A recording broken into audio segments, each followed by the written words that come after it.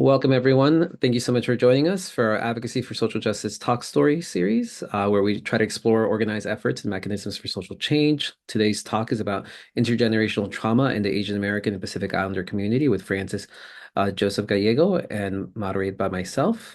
Today, we'll have a conversation about intergenerational trauma has affected many parts of the Asian American and Pacific Islander community, as well as ways mental health providers can create safety and space for community members and consumers. Our speaker today, Francis Joseph Gallego, is a LCSW, has more than 20 years of professional work experience, 6 in New York, 3 in Hawaii, and 11 plus in California and counting, helping clients with stress and anxiety, LGBTQI-related issues, family conflicts and trauma, and abuse. He believes in treating everyone with respect, sensitivity, and compassion. He also believes in the importance of cultural humility, diversity, inclusion, and dismantling oppression, how it impacts our lives. Francis has clinical and therapeutic experience working with women, people impacted by chronic illness, cancer, HIV/AIDS, communities of color, indigenous communities, and working on processing intergenerational trauma and how it impacts individuals and families, as well as breaking down systems of oppression. It is truly an honor and a treat to have Francis with us today. It is really just a testament to these ongoing talk stories and just the community connecting. And that's exactly how Francis and I connected through one of the social media platforms. And here we are with you today. Um, so to get us started, we recognize that the Asian American Pacific Islander community is diverse and not homogeneous. And with that in mind, Francis, if you don't mind sharing, what is intergenerational trauma in your experience, and how does intergenerational trauma manifest in different Asian American communities? Thank you so much, Jose, for first of all inviting me to be part of your talk story series. I think of the word talk story and how it really is such a cultural piece of, living in Hawaii. I have connections to Hawaii, and I think of talk story and then how talk story can be really a verbal mechanism or a way for us to really heal and really pass down narratives and stories and just really lessons that sometimes we were not able to pass down. So thank you so much for having this vehicle and having this platform for us to really share space and hear from each other. So thank you so much. Um, in the terms of, as a social worker and as a psychotherapist, the way I look at intergenerational trauma is basically trauma that is passed down from one generation to another. If you listen to the Love Pono podcast I did a few weeks ago with Jose and Alex, we talked about how intergenerational trauma can be seen as a in many different levels, one is a collective event and one is an individual event or one is a family event. And just really acknowledging, being in Hawaii and just really acknowledging the trauma that Hawaii has faced, in terms of just indigenous rights and stolen land and colonialism, as well as really the trauma also of just like recently the fires in Maui, right? And how that really events like those collective events can really affect generations of people and how they really manage emotions.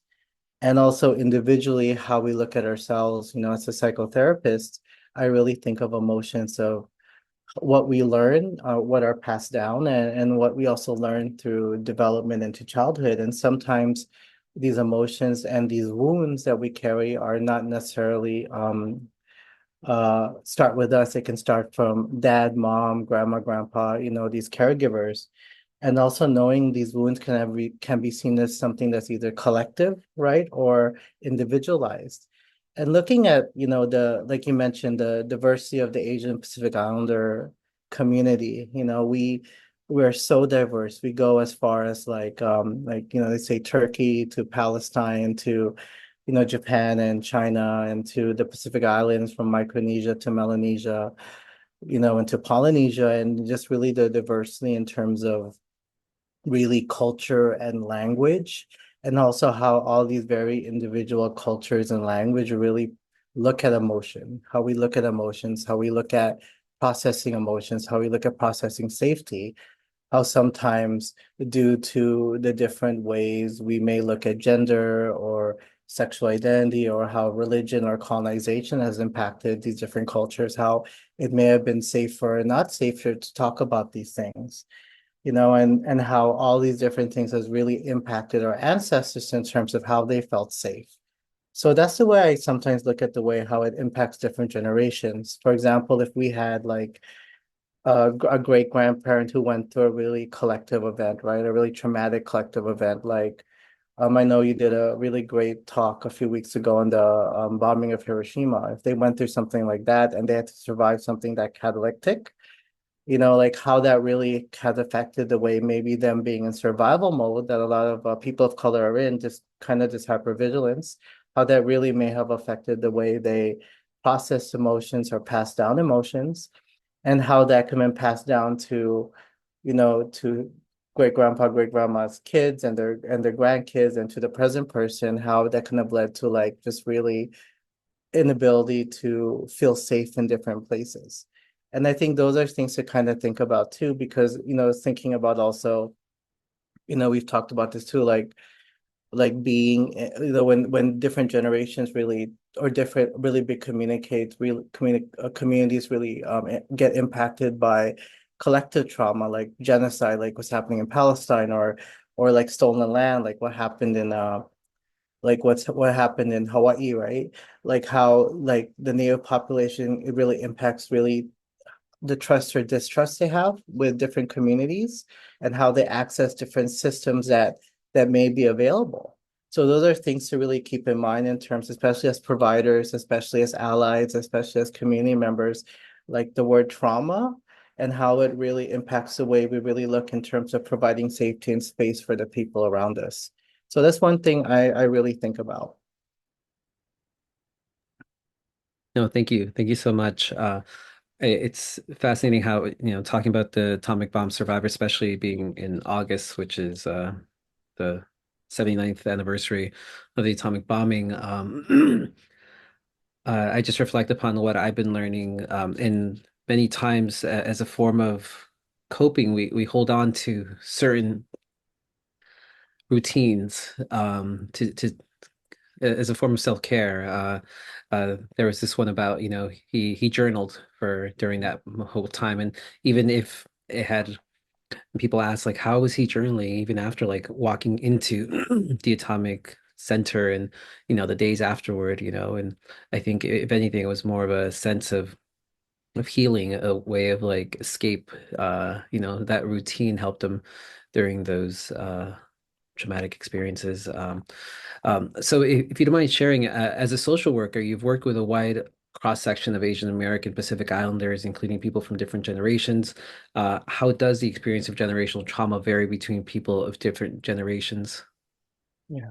I want to just say, go back a little bit, but I really Yeah. want to say thank you for sharing, that individual story of that individual, right, and how they coped and how they were able to really use that trauma or that pain and to kind of self-soothe or manage that dysregulation and the power of that. A lot of times we acknowledge as a community, right? Research has shown this, that emotions are passed down, messaging is passed down, and wounds are passed down. And a lot of times traumatic events like colonization or racism or homophobia, right? Or genocide, or even these micro events like sexism, homophobia, transphobia, right? They inflict wounds on us, and these wounds can allow us to really have a little bit of difficulty managing the world, in terms of like managing how we express feelings, managing how we do self-care, but also, and sometimes it also allow us to really reach deep into ourselves and find ways we can heal and ways we can cope. And I think a lot of times, and especially because there's so much stigma, I think in a lot of communities of color, Asian American Pacific Islander communities included, in terms of like mental health, in terms of like getting access and getting treatment. The people who pay the most in a culture of silence are the people who don't have opportunity, the people who don't have access. So I think it's so important to have these conversations so we can talk about it. And back to your question is that acknowledging, it's so important to acknowledge the presence of intergenerational trauma and how different it is per generation. I think a lot of times in the work I do with the Asian American Pacific Islander community is really going into a lens of cultural humility. And we talked about this, in the Love Pono broadcast, right? Is that the importance of cultural humility versus cultural competence? Because in cultural competence, it, the power dynamic is shifted and the power goes more towards the provider in terms of like, I know about your culture, right? But opposed with cultural humility, we acknowledge the diversity and the beauty in terms of the different cultures you work with and to learn from our patients and kind of learn more about them and what they can bring to us. Like you could have five people of the same ethnicity and they may have shared maybe the same cultural foods, but they will have different ways on how they cope with emotion, different ways how they cope with distress, different ways how they cope with trauma, also generationally, due to assimilation, due to access, due to privilege, right? They're gonna have a different way on how they deal with these different things. And also one way too is challenging ourselves as providers to look at the individual instead of the system. I think as a trauma informed therapist, one of the things that I challenge myself to do every day is that I allow myself to look at the individual in terms of how trauma is impacting them individually first, and then look at the systems around them and see how the individual systems has also impacted them, and also defining trauma for a patient, I think is very important because I think there's a lot of stigma and there's a lot of stereotypes or misconceptions of the word trauma. We mentioned this at the Pono podcast, right? Is that a lot of times people are scared of the word trauma. But a lot of times, the way I define trauma, not just in my private practice, but with the conversations I have with my patients is that trauma is anytime you feel any sense of powerlessness. Now, anytime your body, your mind, your heart feels any sense of powerlessness, and it could be powerlessness in a community event, right? Like we talked about systemic powerlessness, like genocide or colonialism, or it could be like a community powerlessness, like when a whole community experiences like racism or sexism or misogyny or homophobia or transphobia, or could be individual experiences of powerlessness, like powerlessness over our own bodies, right? And I think those are things to really recognize. And when we are able to simplify definitions and we're hopefully able to take away the shame and take away the way we look at the importance of taking away the shame and the stigma around the word trauma. And also allowing the importance of building the different things like safety and choice and all these different things with the different generations that we work with, I think is important. And knowing that depending on the way they've been taught about emotions or they've been learned about emotions or self-agency or self-determination, that it's going to be different per individual. I know a lot of times the way I would present towards a patient would really depend on first asking them, when I have my initial assessment or my one-on-one is asking them, how are emotions taught with you? How are emotions passed down with you, or just really their own self-reflection of how they're dealing in their lives. Because for some people, it could be something they could have a really good sense of like not necessarily emotional intelligence, but they could have a really good sense of what's happening. But for a lot of people, depending on how they grew up, they could constantly be in survival mode. And one thing I read that I've always carried with me, and like in life, we're always going to run into people who's either repeating a cycle of intergenerational trauma or trying to like put down that cycle of intergenerational trauma, because these are wounds that we always carry with us. And just because we're carrying it doesn't mean it's the bad thing. No, it just means that we're always trying to work on ourselves in some way or the other. Thank you. Thank you. I love how you define trauma so that it doesn't, because many times I just in my own experience, I feel like there has to be a certain level, of capacity of frustration of just the norm being shaken for one to think it might be trauma. I like how it's yeah, anytime you're powerless and I highly recommend for folks who, if you enjoy this talk, please um check out the recording we did with Love Pono.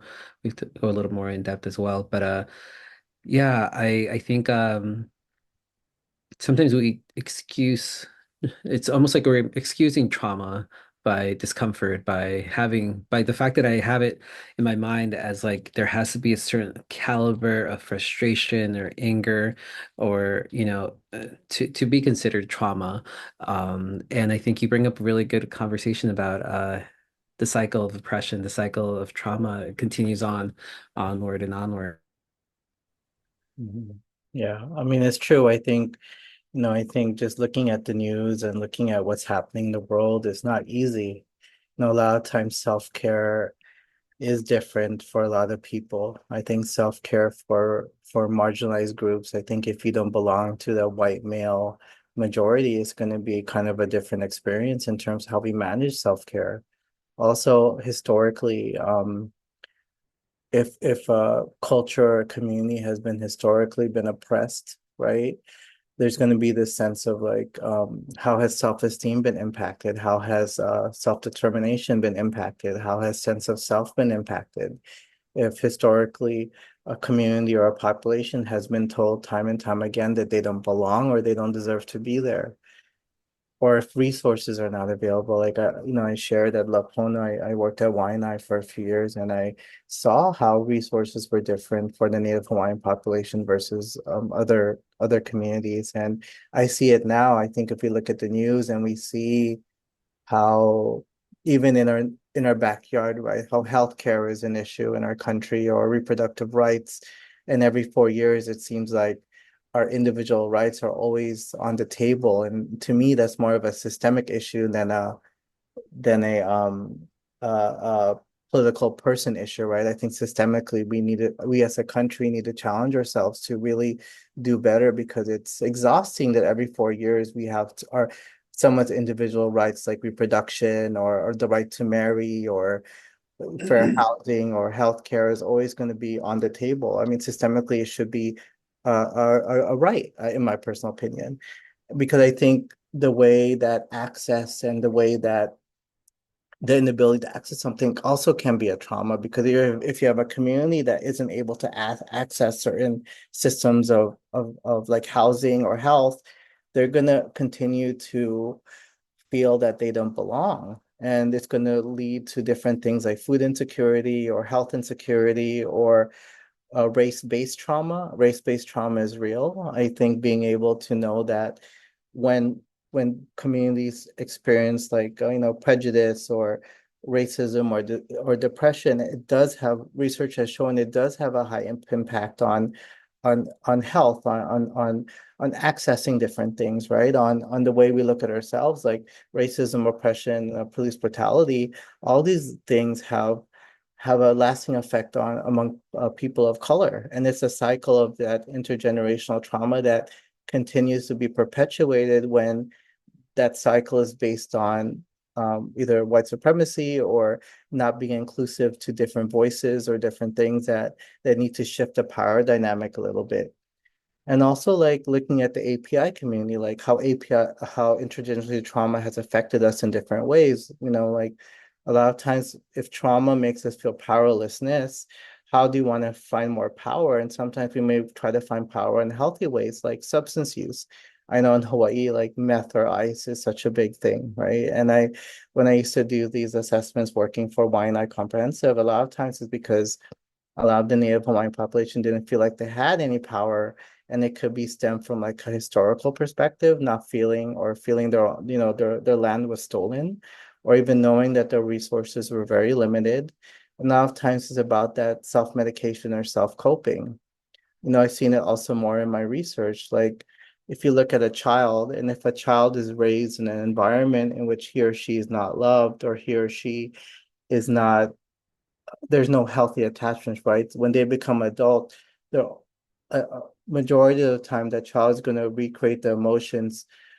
That adult's going to recreate the emotions they felt as a child, and a lot of times those emotions are going to be very unhealthy in terms of poor attachment, in terms of repeating unhealthy ways they cope, and all these different things. And it's about really looking at it in the individualized as well as a community level and how we can support children who have experienced a lot of trauma. And it's very heartbreaking because it's all really connected, and sometimes we have to take a step back because it can be so overwhelming. No, thank you. Thank you. Um, would you mind when you talk to patients about their mental health, do they mention intergenerational trauma? And if so, like what do you hear? How do you approach those situations? Well, my bio, I think the good thing about, I've been a therapist for let's say 20 years and working, having the amazing privilege to work also in, New York, Hawaii, and California. I've been able to see culturally, I think in those different states, how mental health is seen, right? And also the changing demographic of who has the privilege to access mental health. And I think lately in the last, let's say 5 to 6 years, there's been a change in terms of like there's always been an understanding of trauma, like, from the Vietnam War, we have post-traumatic stress disorder. We've always kind of heard about it. But I think, lately, especially with the African American community, let's say 10 to 12 years ago, there's this doctor, forgot her name, Dr. Lackey, I believe. I don't want to butcher her name, but she introduced this idea of post-traumatic slave disorder. And in a lot of the ways, it was really about understanding that the people who were enslaved in this country, the with America, we have to understand too, America is founded on enslavement and genocide. So there's a lot of heavy things that this country, as great as this country can be, the capacity of this country to be great. And a lot of times too, this country also has a lot of heaviness and sadness that we refuse to deal with, right? Like the fact that we have been founded on enslavement and genocide is really, really heavy, and imperialism and colonialism. Those are really, really heavy things. Like standing in Hawaii and knowing that the land was stolen from the Queen in 1898, 1899, that's heavy too, right? Like that's very, very heavy. And the fact that I think the United States doesn't really recognize indigenous people, and then the United Nations still recognizes Hawaii as like a sovereign nation. So it's a lot of things to really think about. So I think it's really about being able to frame trauma. It doesn't have to have, I think intergenerational trauma is a new word, but I think as people of color, we've always known what intergenerational trauma is. We've always known what it is because it's always been, stories have always been passed down, like Hawaii in the beginning, right? We talked about talking story. I think a lot of times stories have always been historically been passed down in our communities, even in other communities, like people have experienced the Holocaust, right? People have experienced different wars. I think it's always been passed down, and these emotions has always been passed down.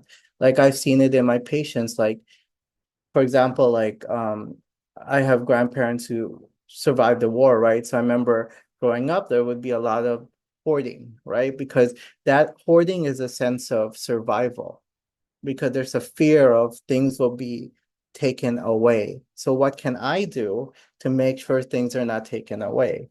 You know, and to self-disclose, like because of some trauma I've been through, there's this fear of like not being stable, right? So I think trauma really shapes and forms us to become the person who we are. And a lot of times we have to do that self-reflection work to really see what we can heal. How can we heal attachments towards others? How can we heal kind of ourselves? How can we kind of self-soothe that inner child? How can we self-soothe those experiences? Because a lot of times too, our parents didn't have control of the trauma that they experienced. We had no control over like systemic oppression sometimes in terms of when it's happening, and I think it's about a lot of times we're just casualties on the side. So how do we do to kind of manage that as well? And I think those are things to really put into account, are those things. Thank you. Thank you. I think be just I think you touched upon not only the intergenerational trauma that many generations are feeling from the impact that older generations have experienced, but there is also, I think, just to point out because at the time, this is just everyone has heard this, like this is just the way it is, Mhm. and that in itself is can be a trauma in itself, where such as like let's say the elders are talking, the kids don't speak. I know we think of it many times, I think, as like, oh, culturally out of respect, but sometimes it's something that comes from like, oh no, the owners are talking, the Mm, slaves do not speak. mm, And it continues on and on, even though there may be subtle differences. mm, So is in a world where we try to like strive to inclusivity, I think that's something that we can find some common ground and finding space for folks to find brave spaces. mm, Being able to push against our norm, being comfortable in the discomfort, I guess. So yeah. I just it's not a question, it's just some comments I'm making. And I just want to thank you for the work that you're doing. Because I think, when we talked about at the Lopono talk, just I mentioned, creating spaces for youth voices to be heard. Because many times we don't create that space. I mean, I think maybe fast forward to nowadays, there is a lot more rights for youth, especially within the US, and there is a space for them to be heard. So I don't recall if, like, 40, 50 years ago, there were therapists for youth Mm. that, or if it was actively being shared for that matter. So thank you for the work that you do, really. Um, to some additional questions that I just kind of had here is what role does cultural stigma play in impacting the experience of processing generational trauma? I was thinking about your anecdote, right? About this power dynamic that lays within different generations. And I think that that's so important to talk about because I think about like what I said before, right? Like in a culture of silence, who is the one that's most affected? And those are the ones who have no power. And then I think of like let's say like in a lot of communities, right, there could be incidents of either domestic violence or child sexual abuse or child physical abuse or emotional abuse that isn't talked about. And a lot of times we have to challenge ourselves to really have these really difficult and hard conversations because that's another part of trauma that is passed down is right is not allowing safety and space for healthy communication. A lot of times in my therapeutic practice, I talk about the different types of communication. There's communication that's aggressive, there's communication that's passive, and there's communication that's assertive. And the point that I hope to get with the patients I work with is that to kind of reach this assertive communication. I'm sorry, this assertive communication, which both people's rights are respected and honored, because I think it's about kind of flipping that power dynamic, because there is always going to be a power dynamic that either consists of either sexual orientation or gender or culture or religion or all these different or class, right, or race. And that's something to really think about. And I don't know if anyone's seen the movie. It happened like probably 20 years ago, Once We Were Warriors. It was about the Maori people. And it's such a beautiful movie. It's one of my most favorite movies, but at the same time, it's one of the most hardest movies for me to watch because it really is a synopsis. Once We Were Warriors, it's about a Maori family and the trauma that they've been through. It's a trigger warning. It talks a lot about incest and domestic violence and suicide, right? But the reason why it's so beautiful is because it really shows the effects of silence, and it really shows the effects of, because systemically you see how the Maori people, right? They're in Aotearoa, they're in New Zealand, they're in indigenous land, but at the same time they're dealing with colonization, right? Because you don't really talk about, but you see it, right? You see how colonization has affected the way the Maoris have really looked at their own sense of self, right? Because historically, if you're being pushed down by the colonizer, it's going to be heavy. It's not going to feel good. And then you look how that kind of lack of access to resource has affected internalized anger, has affected unhealthy attachments within the family, and how it really just trickled down. So I really it's a heavy movie to watch, though. I mean, I only watched it probably twice my whole life. Wouldn't recommend it but I recommend the sense of it really shows the rawness of the effects of colonialism and violence and trauma within the family.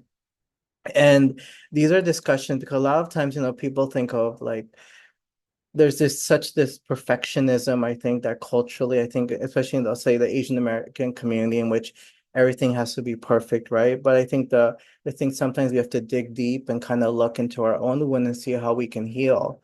Because a lot of things are passed down, like silence or perfectionism is a trauma too.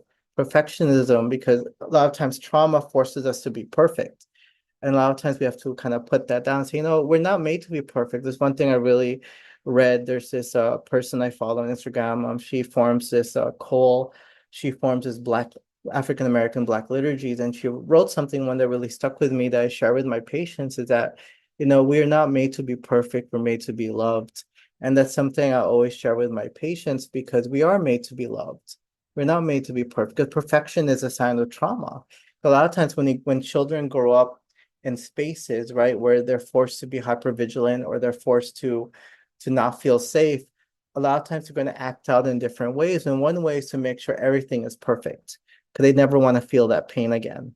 So one way, and I've done it to, as someone, to be, as someone who's experienced trauma in my own life, as someone who experienced trauma, not just individually, but collectively, as a person of color, as someone who's queer, as someone, navigating America and all its chaotic complexity, right? Like there is such a heaviness, but also how do we kind of reach within and kind of see how we manage our own agency in that sense.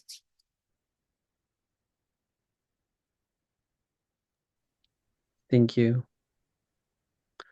There's some good conversation going on about all of your suggestions that you're giving. Once We're Warriors is the film, in case anyone missed it.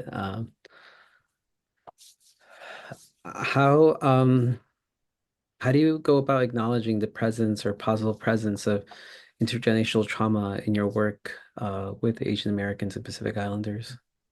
Yeah, I'm sorry, we kind of went on a tangent, but in terms of like acknowledgement, I think the important thing of acknowledgement is also acknowledging the stigma and the shame. I think they go hand in hand. I think, especially as providers, we to have those hard conversations. The way I frame. So I do. Part of being one of the joys of being a licensed therapist is that we also provide like mentorship to other therapists who don't have a license. And the way I'm supervising about two other future clinicians at the hospital where I work at. And one of the things how I frame, the clinical or therapeutic relationship is I frame it as a way of like a healthy relationship. And a healthy relationship, of course, in a clinical sense, right? Because a lot of times patients come into therapy because they never had those skills growing up, either skills in terms of how to communicate or skills on how to communicate more effectively, or they may struggle with like dysregulation, or they may struggle with distress, or they may struggle with like suicidal thoughts and all these different things. But so how do we set up safety and set up space in terms of allowing them to have safety and space, but also learning the skills that they already have inside, but because of the trauma, they weren't able to truly make it grow. And so setting up that clinical relationship with them, I think, is the first step, and also allowing them to build a healthy relationship. Also saying that as a therapist, right, we're always open to feedback. We're always open to grow because of this power dynamic. I want to make sure that with my patients that they know that they can come to me if they feel that intervention may not be the best way, or to have this like kind of stance of humility, and also knowing too that we're not here like, a lot of times, like, I get really worried when like therapists say they're here to heal. I think a lot of times, like, having this kind of lens of saviorism is very dangerous, because I think it's a lot of times about conversations. It's about conversations we have in terms of being able to work together and see how we can kind of help them strengthen the skills they have in terms of working towards managing those coping skills, because it is a lifelong process. And even if the therapeutic relationship has ended, it always going to be a part of you. So how do you help manage that? And I think also approaching it in a way with a lot of humility and a lot of respect, and not being afraid to talk about things like suicide.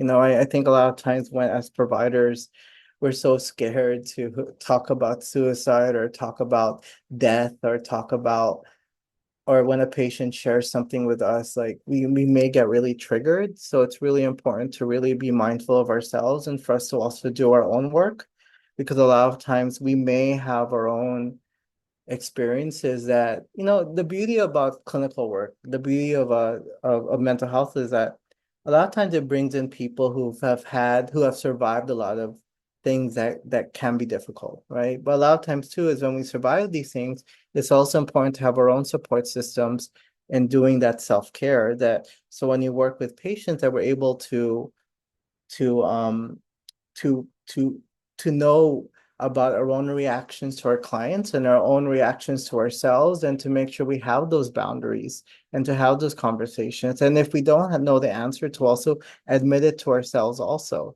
So I think those are things that I also bring to my mind and my heart when I have the private practice, especially talking about things like intergenerational trauma, talking about things like depression, talking about things like suicide, and also framing suicide in a different way. I think a lot of times when I talk about suicide with my patients, is really saying like, do you want to die, or is there a part of you that wants to die? And then framing it that, and then what does it mean when this part of you wants to die? A lot of times, I've worked in suicide patients with suicide for over 20 years, and one thing I've learned in having these discussions with patients who have passive suicidality is that it's not like they want their lives to end, they want the pain to end.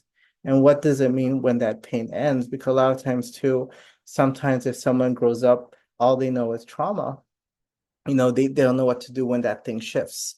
So I think being able to feel safe enough in having that conversation, but also being safe enough in being able to also be self-reflective and acknowledge the discomfort and acknowledge that these things are hard, and not making them feel ashamed to talk about it.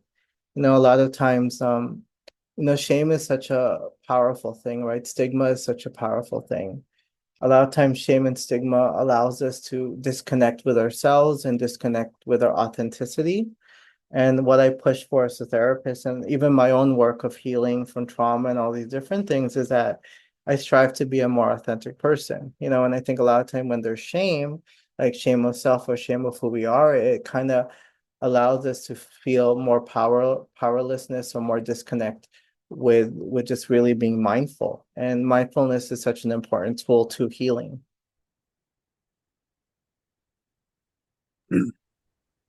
Thank you. Thank you for all that. One question that kind of relates to this from the audience, someone asked that, do you ever share your own trauma with your patients?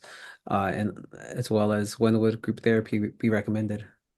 Okay, no, that's such a good question. Initially, the tricky thing with psychology, right, is that, or psychiatry, is that I went to school like 23 years ago, so the language that was sent there is never share your trauma. But I think there's such importance of representation, and there's such an importance of inclusion, and there's such importance of modeling, right? And I think also, but those lines always in lieu of your license and ethics. And I think the thing with trauma is that if trauma is not healed and we share it, it can be chaotic. It's like a soda bottle, right? That has all the fizzes, and we open it, it explodes. But I think if we're able to kind of heal our own trauma and then we share it, then we're able to turn that pain into possibility. Like I look at the way, like, as a trauma, I'm very open about my trauma, but I'm very careful to who I share it right, with. But like in these forums, it's very different. Like I don't really be as precise about trauma I've been through. I just say trauma as a very, like, word. And then with my patients, it really does depend on who the patient is. I think I only share it if there's a clinical reason. If the clinical reason is because it will help them in terms of accessing more care or having insight clinically, I never share it for myself. I never share it for my own ego. I never share it for my own kind of way to kind of live. No, that I think that would be the worst reason. It's only for the clinical growth. And I think it is important to always, and also having a group of colleagues, right, who are trained in the same field you are, so you can bounce off ideas. So something that is you're not sure of, you can talk to them. For example, there are colleagues I work with at the hospital I work with who I trust. who also have similar experiences with me, so I can bounce off ideas with them in terms of in terms of like what is safe to share, and I think that's important. But I think it's really about those things because I think about when I was 17 and 18 and I was coming out and there weren't resources for me and it was very tough. And then the the power it felt to not feel ashamed, right? And the power it felt to have someone that looked like me, who was brown and mixed race and who looked like me and had similar experiences and was able to say that they went through something similar and they were able to go through it. And I think there's so much power in representation, and there's so much power in inclusivity, and there's so much power in those things, right? Like, and I think those are the things that give me hope when we do this work, because a lot of times trauma is so heavy, but to shape away that stigma, because even before, you know, um, a lot of times we talk about things like intergenerational trauma, people would be ashamed because, oh, that's in the past. But a lot of times the things in the past affect the way we do things now. Like there are times if we stop and pause and go, wow, there are a lot of emotions I picked up from my parents, in terms of like how I manage anger or how I manage frustration. And I think a lot of times we also have the possibility, right, to put that down and to give it rest and to say, you know what, I'm going to change this and not do it to do it differently. One example is like, for example, I had a patient who their parents used to be very angry when they dropped things. So whenever she dropped things, like she would freeze, she would get very scared because she would get yelled at or beat or whatever when she would drop something. And then one thing she learned is when she had a child and the child dropped things, her reaction was very loving.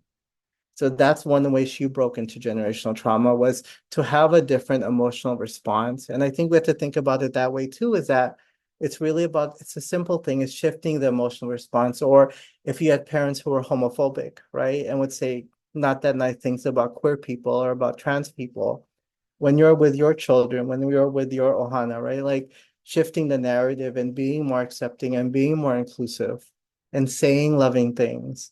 And I think those are the things that are the most important things to talk about, because then you shift the language. Then you shift the way we love. Then you shift the way we talk about things. Then you make people not ashamed because you don't know the audience you're talking to. We don't know who we're affecting. And I think those are the things that I always keep in mind in terms of my own personal experiences and also the work I've done with my patients.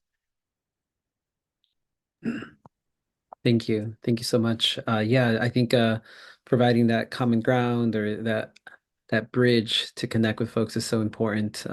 It's interesting because in so many professions, we talk about like, oh no, you need to be neutral. You need to be like, and sometimes I wonder if it is maybe it's a Western mindset.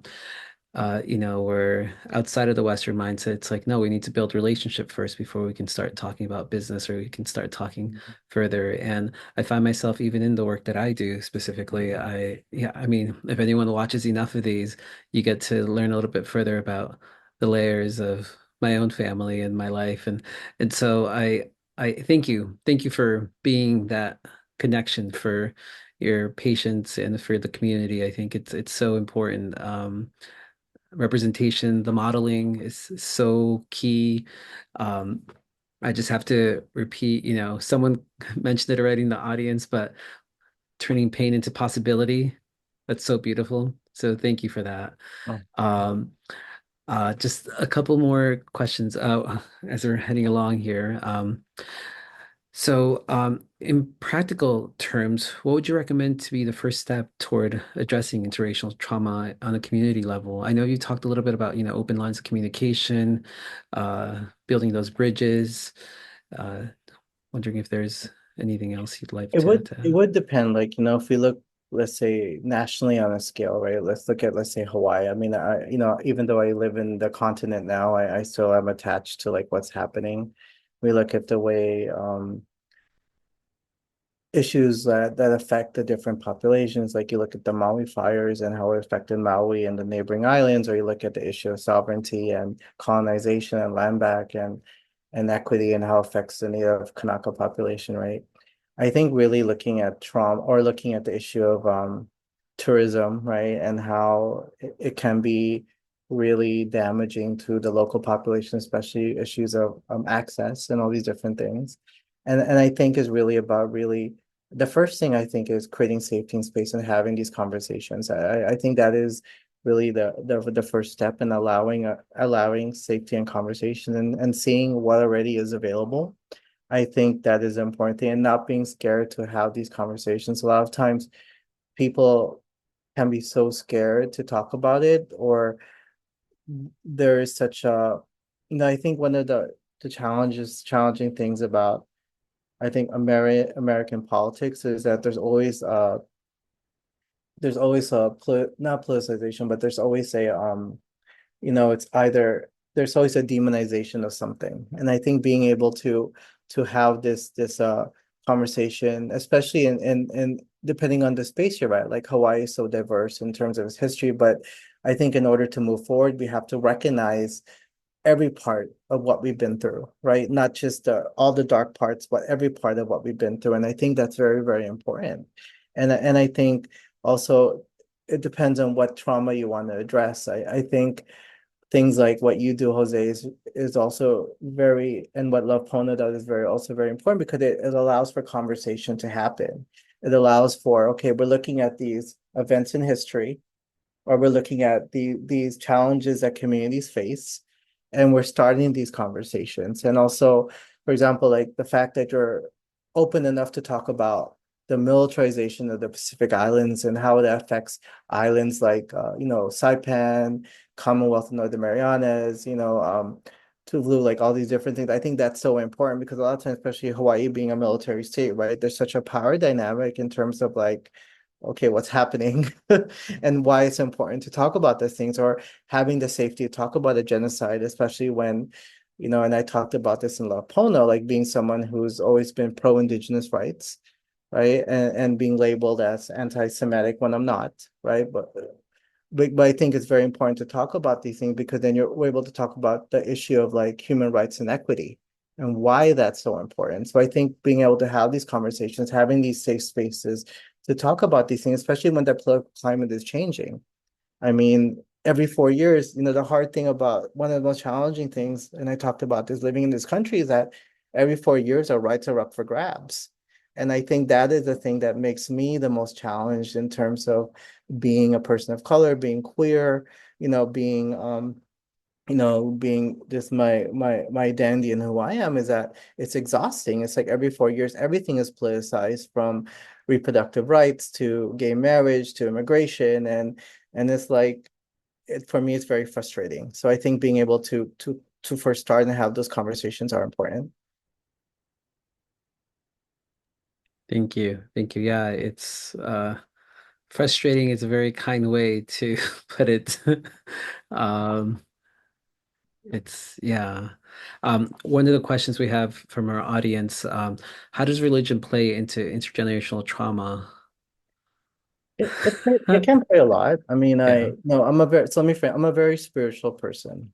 I'm a very, very spiritual person. I was raised Catholic and I've explored other religions like Islam and all these different things. And I think one thing to pay in mind, right, is like you look historically, like let's look at the Spanish Conquisition, right? And we look at how the Spanish Conquisition had played a role into forced colonization, and that could play a role into intergenerational trauma, right? Or we look at also what's happening in Palestine in terms of what the Palestinians are experiencing and the ongoing conflict in the Middle East and all these different things. So that's one way, right? How religion has played a role in terms of navigating powerlessness within the community and navigating also access to different resources. I think in a local scale, right, we can see how like sometimes religion, when it's weaponized, I think can be a little bit complex. I think when it's weaponized to not allow someone uh, uh, rights. I think when it's weaponized to take away someone's right to, let's say, reproductive rights, or, and this is my personal opinion, this is not Peace Collect, this is just my own opinion. Like, I don't want to get in trouble, but I think when it's personalized to take away someone's right to marry or to right to have access to reproductive rights, like I think but that's when it gets really problematic, because I think that religion to never be used to weaponize someone or weaponize a community or weaponize a group of people. I think that is something to think about, because I think for me, the foundation, especially as someone being queer, right? I've always had this struggle with Catholicism. And I think for me, the foundation and it took me a long time of healing to get to this place. And I think the foundation of religion to me is love and self-acceptance of the self. And I think also knowing in my mind that a lot of these books were written thousands of years ago when I didn't exist, right? My idea of being queer, being gay did not exist. So of course I'm not going to fit in that narrative, and accepting that. But also knowing that just because someone doesn't accept who I am doesn't mean that it doesn't devalidate my right to exist in this world. So I think that's something to pay a point to, is that it took me a lot of work to get that way. And then that's what I do too when I have patients who may be struggling with like religion, how it impacts them, is also having those conversations, because someone's inability, a lot of times when people go through trauma, there's this sense of like needing validation because they never had it growing up. And that makes total sense. I've been there. Trust me, I've been there. But I think the beautiful thing too is when you heal that attachment, right? Then someone's inability to love you will not define who you are, or someone's inability to accept you will not limit the the ability for you to find the joy in your life. And that I know to be true. And I think that is something to think about also, because religion is a beautiful thing. Like any institution can be a beautiful thing, but when it becomes oppressive is when we have to take a step back. That's why it's very important to have these boundaries. Like to have these boundaries and say, okay, I can take this from you. That's what I'm a DBT therapist, and I know we're running out of time, but I'm a DBT therapist. And the beauty about DBT therapy that allows us to have dichotomy. And that's the beautiful thing, is dichotomy and the dialectic. It allows us to look at things not as concrete things, but as fluid things, and say, okay, there are pieces of this thing I like, but I'm going to be able to put other things down that don't serve me because I know it's unhealthy for me. It's like when you go to a family function and you may have that homophobic person, or that's someone that can be a little bit challenging, right? And you can say, okay, I'm not gonna like just have my boundaries, and know that just because someone says something is not going to determine my self-worth. Or if it triggers me, what skills do I have to self-soothe? What skills do I have to kind of regulate? Or when it's having a bad day, who can I lean on? So thinking about it also holistically in a group picture, or a group way. No, thank you. Thank you definitely for showcasing that form of self-care. And yeah, as we weave in through different groups and different spaces, but we need to have a better sense of how to care for ourselves. So thank you. We do have a few more minutes left. I had one more question.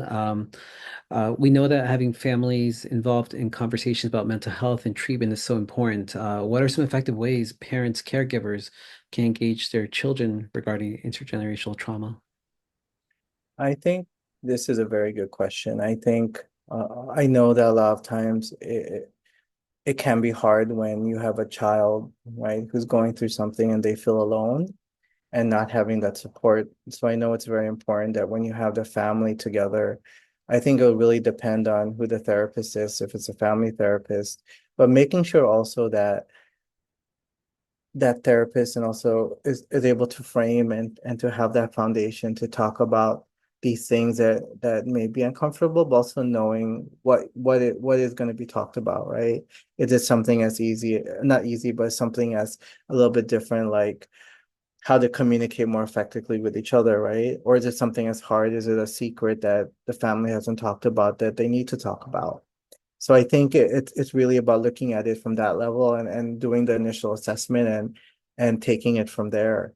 So those are the things to really think about when in terms of the family, and also being open, and at the same time, I think how the therapist also holds safety for the parents and the child, because knowing that there is going to be that power dynamic, there is going to be that power dynamic in that relationship, because the parents' idea of safety or the parents' idea of what they want may be very different from the child. And I think that's something to think about as well, and to be very clear in that therapeutic relationship, because I think therapy works for some people, it doesn't work for other people. But what I've learned as a therapist and someone who's been a consumer for therapy, as a consumer of mental health services since for the last 30 plus years, is that one of the most important things about accessing mental health is safety and being heard. And one of the things that help as a clinician is authenticity. So it goes hand in hand. And even when the authenticity is painful, but being able to be completely honest with ourselves in terms of what we need to work on, I think is important too, is then we can see how we can work together. So I think is those things as well, in addressing the uncomfortable things like the power dynamic or the uncomfortability or the and having a good supervisor, having a good person to talk to when things come up, because a lot of times we may have patients that remind us of your auntie or your mom or your brother or your partner.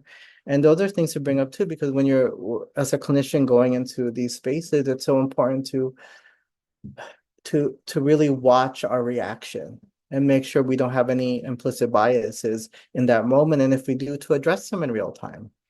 I think that's important too, because then we do a disservice to the patients and the families we work with. That is so true.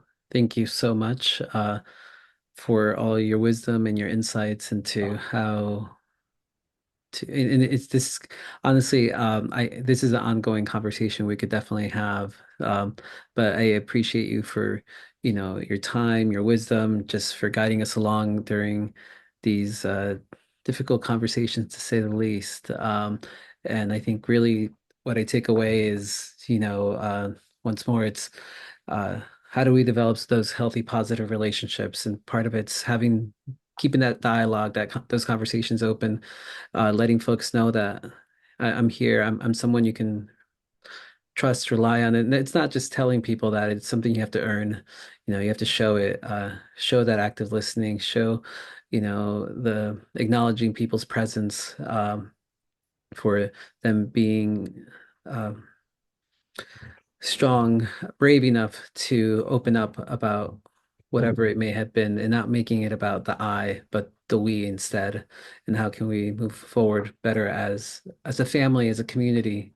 So thank you. Thank you for everything you shared with us today. And thank you to everybody else who joined us today during our talk story. I greatly appreciate you all for continuing with us. Thank you.